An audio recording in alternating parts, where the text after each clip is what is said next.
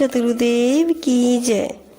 जीवन में सब कुछ पाकर भी परमात्मा राम के बिना कुछ नहीं, यानी कि सब व्यर्थ है। सतगुरुदेव जी अपनी साखी में बताते हैं, ना कछु राम बिना रे, दे धरी की यही परम गति, सत्संगी में रहना रे। मंदिर रचित मास 10 लागे, विंसत एक छना रे। पल एक सुख के कारण प्राणी, प्रपंच करत घना रे। मातु पिता सुत लोक कुटुंब में, फूला फिरत मना रे। कहीं कबीर राम भज प्राणी, छाड़ी सकल ब्रह्मणा रे। मनुष्य का शरीर धारण करने की यही महान स्थिति एवं उत्तम परिणाम है कि अंतर्यामी परमात्मा राम की प्राप्ति हो। उस नित्य अविनाशी परमात्मा राम को जानना, समझना तथा उसका साक्षात्कार करना ही उसको पाना है। मनुष्य का परम उद्देश्य परमात्मा राम को प्राप्त कर अपना कल्याण करना है और यह सत्संगति में रहकर ही संभव है। इसलिए हे साधक, सदैव संतों की सत्संगी में रहो। माँ के गर्भ में इस शरीर रूपी मंदिर की रचना में 10 महीने लग गए, परंतु इसके नष्ट होने में एक क्षण लगता है। इंद्रियों एवं विषयों के संयोग से उत्पन्न सुख मिथ्या एवं क्षण भंगुर है।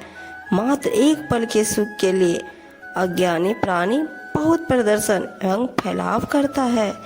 सभी बातों को वो नहीं समझता।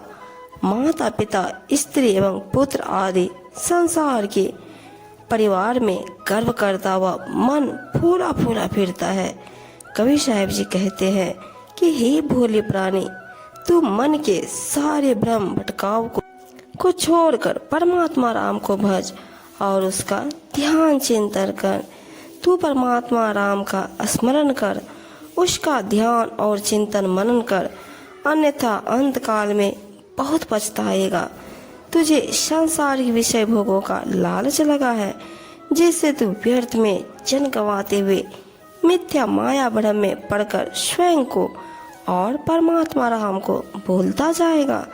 समय बीत जाने पर जब मृत्यु पास आकर तुझे पकड़ेगी, तब कुछ पार न पसाएगी, अर्थात किसी के वश की बात नहीं होगी।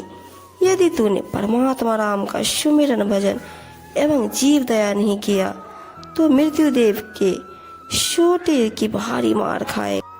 कबीर साहिब जी कहते हैं, संत के संग राम का सुमिरन भजन करके जीव भवसागर तर जाएगा। जाप मरे अजप्पा मरे, अनहद भी मरी जाए। सुरती समानी शब्द में, ताही काल न खाए। कबीर साहिब जी कहते हैं, जाप, अजप्पा तथा अनहद सभी काल के गाल में समा जाते हैं, अर्थात ये योग युक्तियाँ सब निष्फल हो जाती है। परंतु जब भक्त की निष्काम सुरती आत्म स्वरूप में समा जाए, तो फिर उसे काल भी नहीं मार सकता, अर्थात वह मृत्यु के भय से विमुक्त हो जाता है। इस शरीर के अंतर्गत मानो मन इंद्रियों रूप बैल बंधे हैं, जिन्हें यथाविधि संयमित रखते हुए उनसे सत्कर्म एवं आत्म विकास रूपी खेती होती है।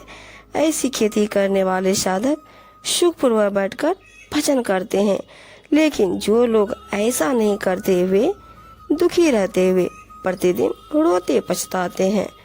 भजन साधना करने वाले साधक के शरीर के भीतर ज्ञान की अग्नि जलती है, जिससे धुआं नहीं प्रकट होता। इसका यथार्थ अनुभव उस साधक के हृदय को होता है, अथवा जो इससे होकर आया हो और पूर्णतः संतुष्ट हुआ हो। इस ज्ञानाग्नि में सब विषय विकार एवं ईर्ष्या, प्रमाद आदि दोष जलकर खाक हो जाते हैं और अंतर्मन सर्वथा निर्मल हो जाता है, जिसे देखकर मोह उत्पन्न होता है। वह माया रूपी बैल बिना जड़ के होती है। यह बिना किसी बेल के शरीर रूपी लौकी है। इसमें बिना किसी फूल के सुख दुख रूपी फल होते हैं।